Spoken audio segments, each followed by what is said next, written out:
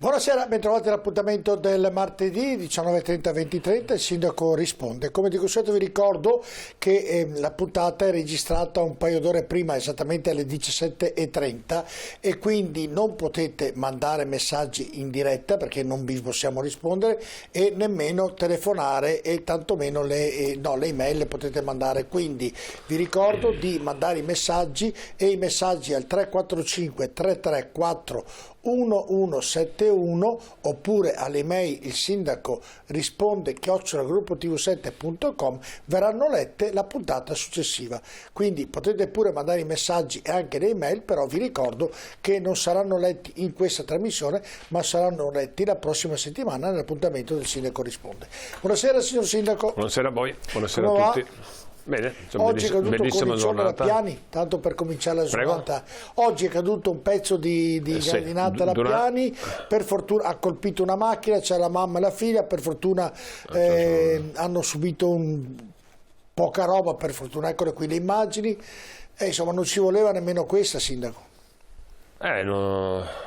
Può capitare. Purtroppo durante l'operazione di demolizione della gradinata un pezzo è scivolato, non so esattamente come, passava una macchina, per fortuna non è successo niente, oltre danni alla macchina sì, ma non danni alle persone. Purtroppo può capitare. Succedono anche queste cose, però quantomeno possiamo rassicurare i cittadini che non è successo assolutamente solo danni all'auto e basta. Nulla di grave, hanno subito un gran spavento ovviamente, ma solamente danni alle auto. Va bene, allora abbiamo molte tematiche, molti messaggi la settimana scorsa. Sabato prossimo inizia la Movida, 12 chioschi aperti, sarà per i giovani un appuntamento importante per passare le serate in tranquillità. L'unica raccomandazione, sindaco, immagino che ovviamente ci saranno i controlli perché questi ragazzi, ovviamente essendo giovani e esuberanti, non facciano molti rumori di notte, di sera, insomma. Stiamo parlando dei Navigli, sì. La tradizionale manifestazione che viene fatta. Diciamo che in termini positivi un po' la strategia dell'amministrazione è far sì che un po' alla volta i punti nevralgici tipo Portello vengono un po' vuotati, per cui ben venga questa manifestazione, ce ne saranno delle altre in tutta la città in modo tale che non sia concentrato nei soliti punti. L'anno scorso devo dire sono stati, come gestione, sono stati bravi, non ho nulla da dire, hanno terminato la musica a mezzanotte, sono stati corretti, nel senso non hanno fatto passare per il ponticello che porta al portello, per cui l'anno scorso è andata bene. Mi auguro che anche quest'anno, sono le stesse persone che organizzano, funzioni tutto bene. Ovviamente io chiedo sempre che si comportino educatamente tutte le persone, che abbiano rispetto per quanto riguarda il riposo degli abitanti, dei residenti. Bisogna sempre ricordarsi una cosa, che siamo una città universitaria con 61.000 studenti, 24.000 matricole, 40.000 ragazzi delle scuole medie superiori, siamo una città praticamente. Vuol dire anche economia, vuol dire socialità, vuol dire cultura, vuol dire anche qualche piccolo disagio. Per cui prego tutti di stare attenti e avere rispetto reciproco uno degli altri. Primo messaggio è arrivato. Ripropongo il messaggio del 6 dicembre scorso, visto che nulla si è mosso da allora nonostante le rassicurazioni del sindaco, perché prima che parte il progetto della quarta linea dell'inceneritore, il sindaco, che è la prima persona responsabile della salute dei propri cittadini, non fa uno studio di biomonitoraggio dei metalli pesanti nelle unghie dei bambini come richiesto da ISDE Medici per l'Ambiente.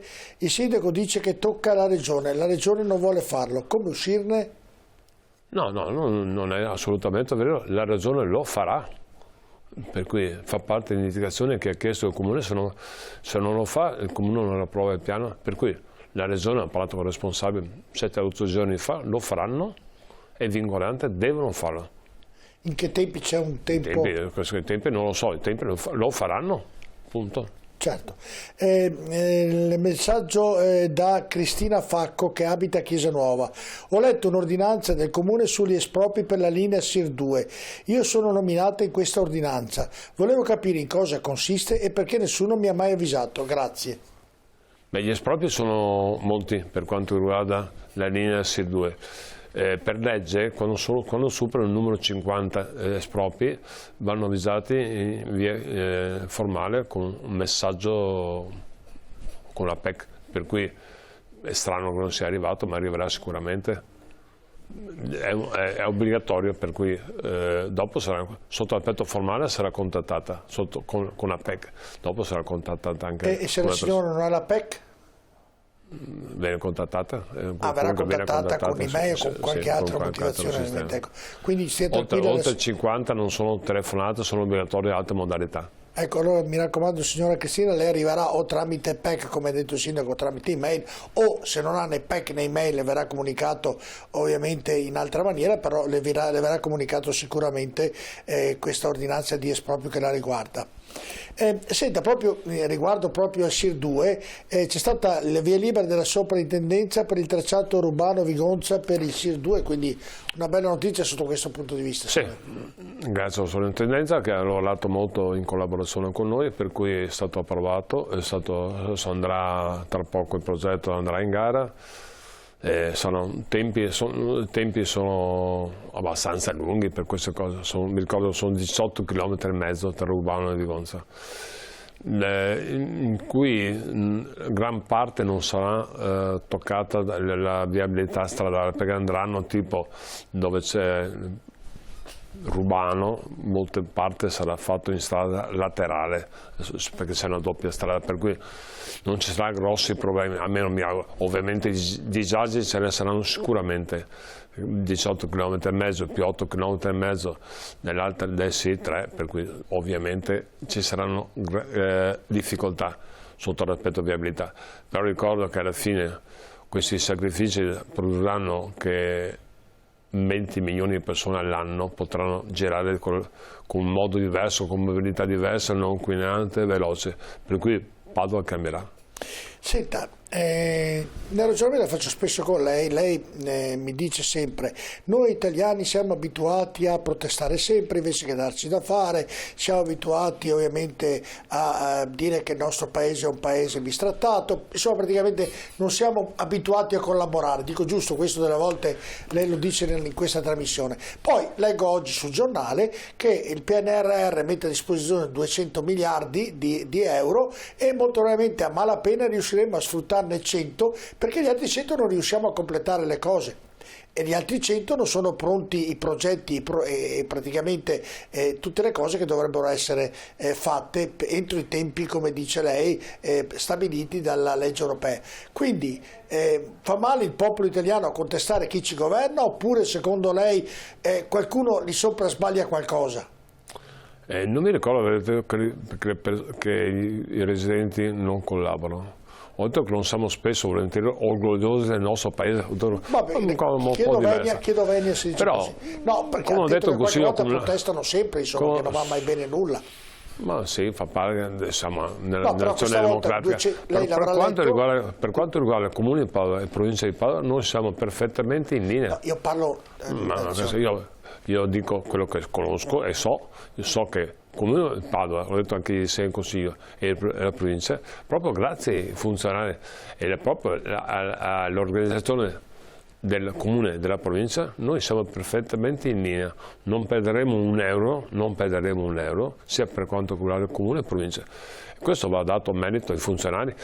Ovviamente significa anche che certe, badando al PNRR, in maniera assoluta, qualche disagio l'abbiamo provocato, ormai non ci siamo interessati di altre cose, però vi garantisco che Padova e provincia di Padova non perderà un euro per quanto riguarda i soldi del PNRR.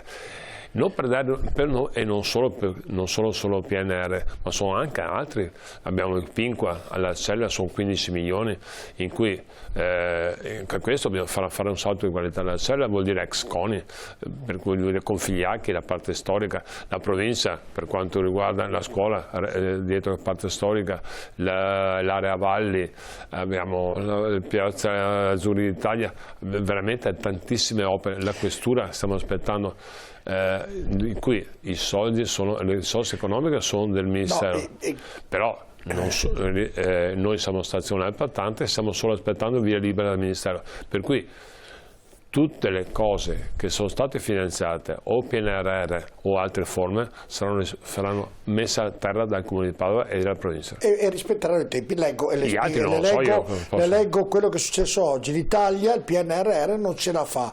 Trattativa inserita con Bruxelles, il governo ha deciso a chiedere più tempo in lo sfogo di un ministro, ritardi incolmabili, dovremo rinunciare a metà dei fondi. Ma le sembra possibile una cosa del genere, signor? Ho capito, non è Padova ha fatto tutto correttamente, quindi complimenti a Padova. Ma le sembra possibile che noi dobbiamo rifiutare 100 milioni perché non siamo riusciti, sapendo da 4 anni miliardi. 100 miliardi, chiedo venia, che sono un'eternità. Noi non riusciamo, abbiamo bisogno di soldi, siamo un paese in difficoltà, cioè io se sono un cittadino vado lì, mi arrabbio, mi scusi, mi scusi qui, e sono sicuro che se non fosse sindaco si arrabbierebbe anche lei, perché non è possibile che riusciamo a buttare via 100 miliardi di euro perché i nostri politici o chi per essi non sono riusciti come Padova, a far sì di sfruttare quei miliardi che l'Europa ci dava. Ma è una follia pure, sindaco, le chiedo, ma arrabbio io, non lei, perché credo sia davvero una cosa inaudita e qualcuno dovrà pagare di questo, perché non potranno più dirci non ci sono i soldi se ce li danno e non siamo capaci nemmeno di preparare un progetto. Il PNRR è molto complicato, per cui servono risorse del personale di qualificato. Spesso e volentieri piccoli comuni non hanno nemmeno il rispetto del personale, per cui sono in difficoltà. Parlo di piccoli comuni, spesso e volentieri anche quelli comuni per quanto riguarda la provincia di Padova, ma sono aiutati. Io non sono in grado di giudicare gli altri comuni, so che sono in difficoltà.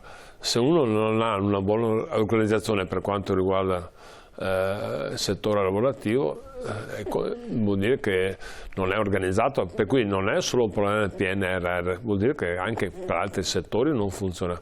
Però non mi permetto di giudicare gli altri. Io penso a Padova, la provincia di Padova, la Regione Veneto, mi risulta che non ci sia nessun problema per la Regione Veneto, per cui ognuno si prende la sua responsabilità come aspetto politico?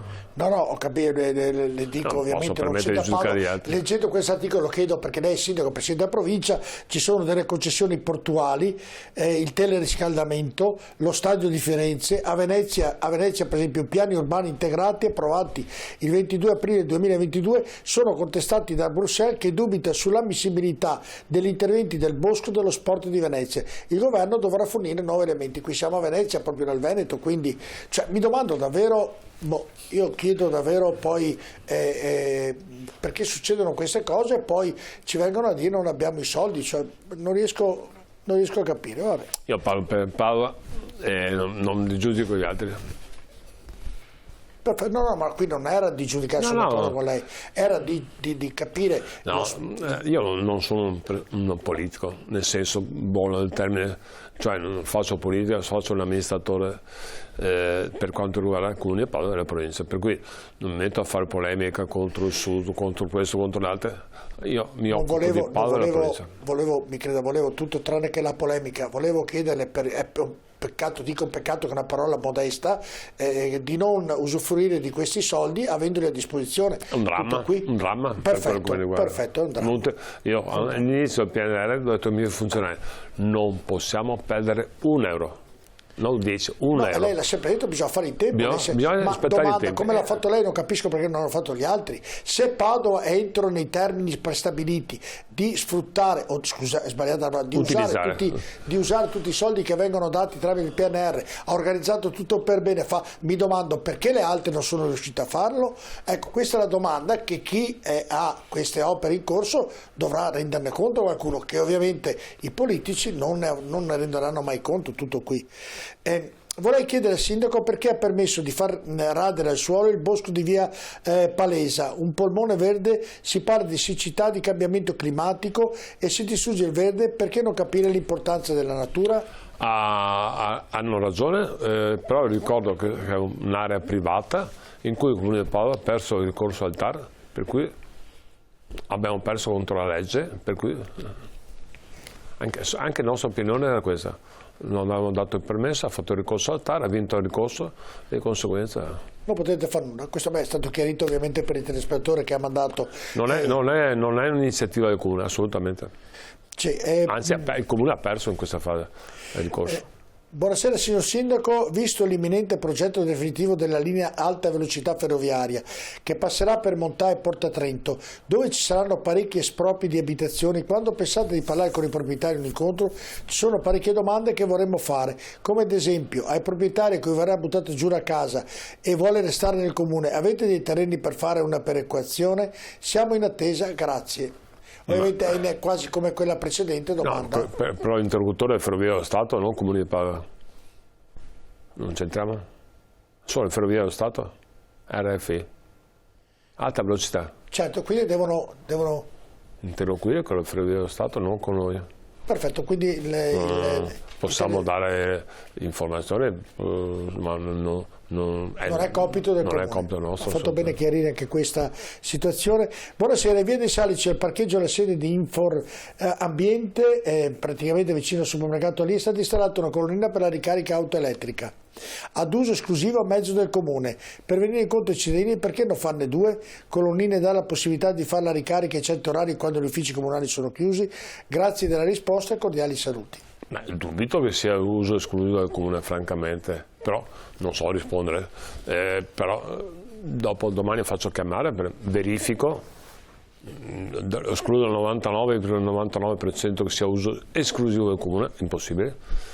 Ci sarà qualche altra cosa che non conosco, però domani mi riservo di informarmi e far chiamare la segreteria. Ecco, ricordo che sono messaggi, quindi abbiamo i numeri di telefono, vi ricordo di mandarli al 345 334 1171 e i messaggi ovviamente non verranno letti in questa trasmissione perché la registriamo un paio d'ore prima della messa in onda, ma li leggeremo nella puntata successiva. Lo stesso dicasi per le email e le potete mandare al sindaco risponde @gruppoTV7.com. Vi ricordo ancora il numero 345 334 1171, mandate i messaggi e ovviamente noi li leggeremo la settimana successiva. Sindaco, poi ho visto che è stato alla fiera a San Gaetano, dove c'è stata la dimostrazione delle bici e insomma le piste ciclabili. Ormai le biciclette fanno davvero a man basse, ce ne sono davvero moltissime e pensi ci sono 1200 km di piste ciclabili in Veneto, e anche Padova si sta dando da fare in tal senso. Vedo ovviamente vicino alla zona ospedaliera delle piste ciclabili nuove, insomma c'è un interessamento importante, anche un lavoro importante perché ci sia un uso maggiore da parte dei cittadini delle 2 ruote. Un aspetto importantissimo per Padova, in quanto tutti gli studenti che abbiamo è il mezzo di mobilità più usato. Ovviamente è anche importante per quanto riguarda il cicloturismo, abbiamo i Colli Euganei, qui sono veramente, la provincia ha realizzato un mese e mezzo fa 80 km di percorso coinvolgendo tutti i comuni per quanto riguarda i Colli Euganei. È una cosa bellissima, mi ero riproposto, anzi mi ero proposto fare un giro anche con la stampa a maggio-giugno per far vedere quanto è bello si posizioni qua. La bicicletta è in modo anche di vedere con calma, si chiama mobilità dolce, vedere con calma le cose anziché sfrecciare con l'auto. È una risorsa importante sia per quanto riguarda il sistema ambientale, ecologico, non inquina, fa bene alla salute, ha tutte le possibilità del mondo. In più il cicloturismo sta avanzando in maniera importante. Se voi vedete anche in centro Padova, spesso volentieri sono turisti stranieri col casco, si vede proprio col caschetto di protezione, che girano perché vedono Padova in un altro modo, ma anche la provincia, i Colli Euganei, Abano, veramente sono tantissime, è una grande risorsa. È stato un convegno molto importante di giorni in cui sono alternati proprio sotto tutte le forme della bicicletta. Cicloturismo, ambiente, ecologia, veramente è una cosa molto importante. Una volta la usava anche lei, adesso la vedo che la usa meno. La uso, ha poco tempo, ogni tanto vado a fare il getto sugli asini, è bellissimo. Ah beh, certo, sì. Gli asini chi non li conosce Padova, chi non conosce gli asini di Padova ha perso qualcosa, perché veramente sono fantastici, bellissimi. È vero. Noi andiamo invece in pubblicità, voi rimanete con noi tra poco.